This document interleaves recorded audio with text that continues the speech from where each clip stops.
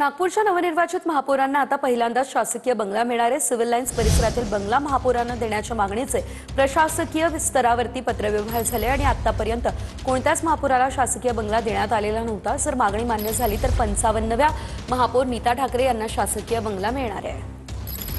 राज्यातील सगळ्याच महानगरपालिकेच्या महापौरांसाठी एक वेगळा बंगला असतो, मात्र नागपूर महानगरपालिकेच्या महापौरांसाठी असा कुठलाही बंगला नव्हता। त्यामुळे आता त्याचं नियोजन करण्यात आलेलं आहे आणि आता नवीन जो महापौर नागपूर महानगरपालिकेला नीता ठाकरे मिळालेला आहे त्यांना बंगला मिळणार आहे। सार्वजनिक बांधकाम विभागाने हा जो बंगला आपण बघतो आहे या बंगल्यासाठी एक कागदोपत्री व्यवहार जो आहे तो झालेला आहे आणि जवळपास हा बंगला जो आहे तो महापौरांसाठी निश्चित करण्यात आलेला आहे। सीके नायरू रोडवर असलेला जो बंगला आहे तो बंगला आता महापौरांसाठी सज्ज होताना पाहायला मिळतो आहे।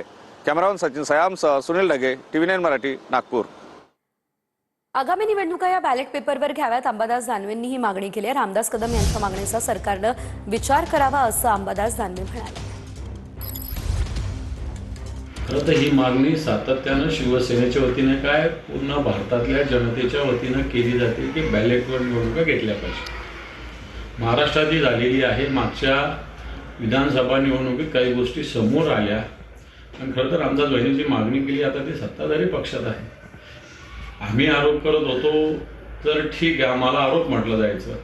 आता तुमच्या सहकारी पक्षाचे लोक म्हणतात तर मला असं वाटतं सरकारने याचा गंभीरपणे विचार करावा।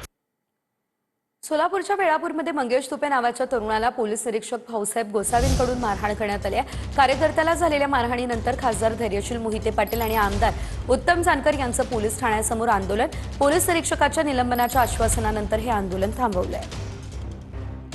अन्याय करायचं काम आणि या माळशिरस तालुक्यामध्ये विशेषतः वेळापूर आणि नाटेपुते हे दोन पोलीस स्टेशन्स आणि इथले प्रभारी या प्रभाऱ्यांना चालवायचं काम 2 नंबर धंदेवाले या तालुक्यातले करतात आणि त्या 2 नंबर 2 वाल्यांना इथं आश्रय संरक्षण कुणाचं आहे तर ते माझे आमदाराचं संरक्षण आहे। त्याला निलंबित करण्याची मागणी केलेली आहे। SP साहेबांचं बोलणं झालेलं आहे, DYSP या ठिकाणी आलेले आहेत आणि त्याच्यावरती आजच्या कारवाई केली जाईल, त्याचा रिपोर्ट सादर केला जाईल, त्याला निलंबित केलं जाईल। त्याच्या या सगळ्या कारनाम्याची अनेकाच्या मुली पळवून लावल्या, अनेकांना त्यानं अभय दिलं आणि आज जी त्यानं टोक गाठलं त्यामुळे हा उद्रेक झाला। बातमी नाशकातून आहे। त्र्यंबकेश्वर कुंभमेळा प्राधिकरणाकडून वॉश तांत्रिक सल्लागार समिती गठीत करण्यात आली। पाणी स्वच्छता आणि आरोग्य व्यवस्थापनासाठी तज्ज्ञांचं मार्गदर्शन घेतलं जाणार आहे। IIT मुंबई, युनिसेफ आणि वर्ल्ड बँकेच्या तज्ज्ञांचा यामध्ये समावेश असेल। भाविकांसाठी स्वच्छ आणि सुरक्षित वातावरण निर्माण करण्याचा यंदा संकल्प घेण्यात आलेला आहे। वांद्रे पश्चिम आणि खार परिसरामध्ये 10 तारखेला मंगळवारी पाणी पुरवठा बंद असेल। सकाळी 10 पासून मध्यरात्री 12 पर्यंत 14 तास पाणी पुरवठा बंद असेल। पाली हिल जलाशयाच्या दुरुस्तीसाठी पाणी पुरवठा बंद ठेवण्याचा निर्णय झालाय। नागरिकांना पाणी जपून वापरण्याचं आवाहन सुद्धा केलं जाते।